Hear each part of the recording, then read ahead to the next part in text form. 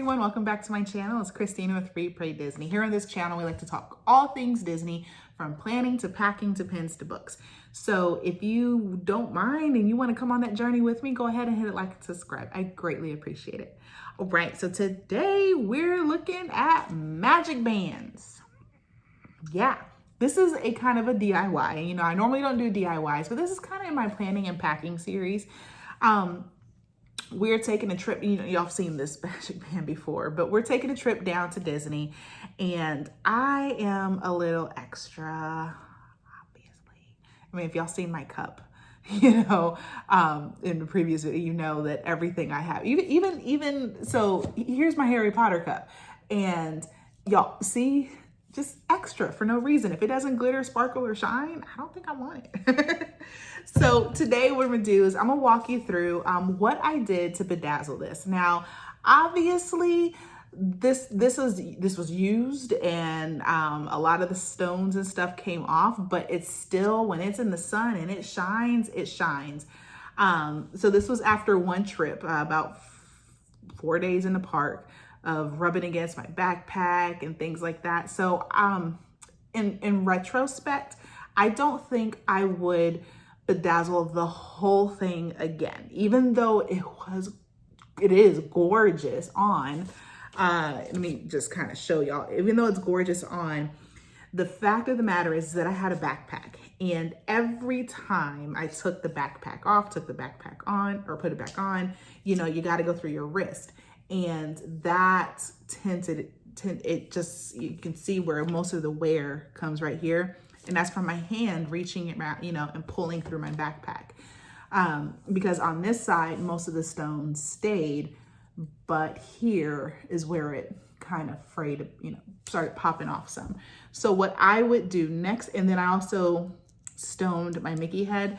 And what I noticed is that when I did the Mickey head, sometimes the readers wouldn't, it took a couple of times to scan the thing here, because I feel it's because of the stones were there. So I wouldn't do that either.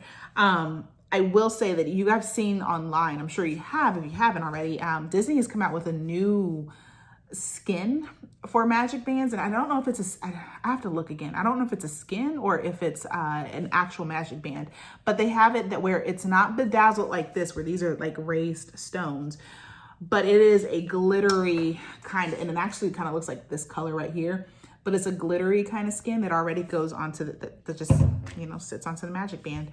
So it's pretty cool. So if you still want some shimmer and shine, but you don't want to go this far out, do that.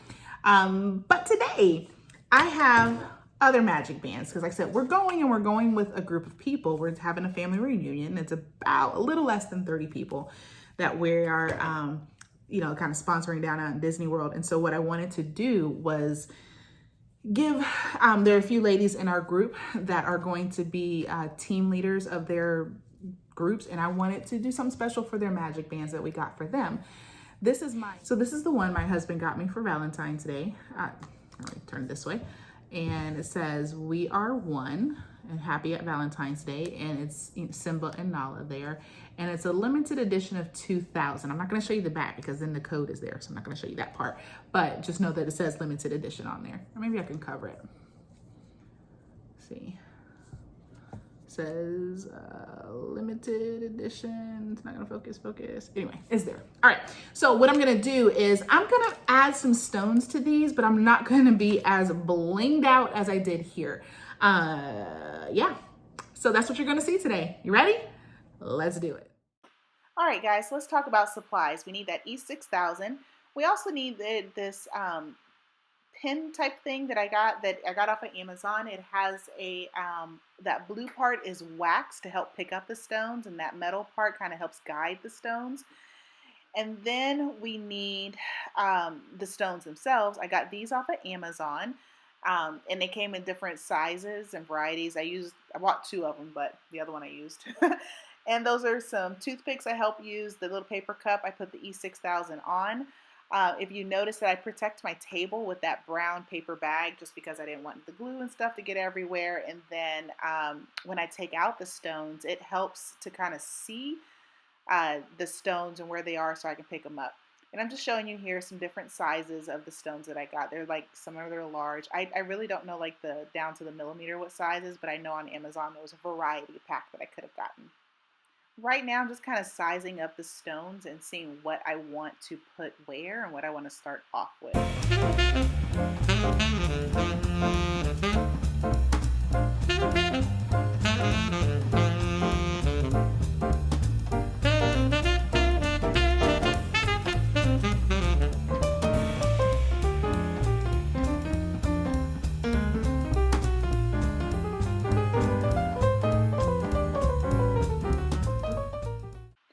All right, so now we're going to go ahead and put some glue on the band. I've seen other people do it different ways. For me personally, it works better if I put the glue on the magic band directly.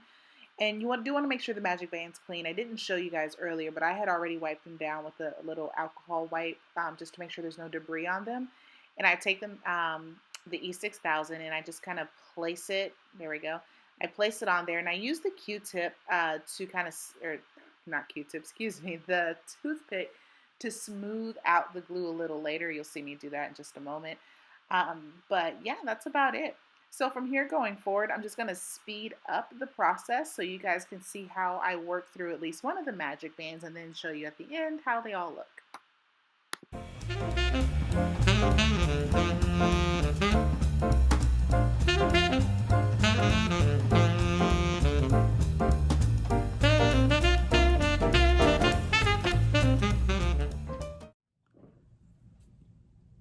All right, guys, so now I have finished all of the let's say watches, all of the magic bands.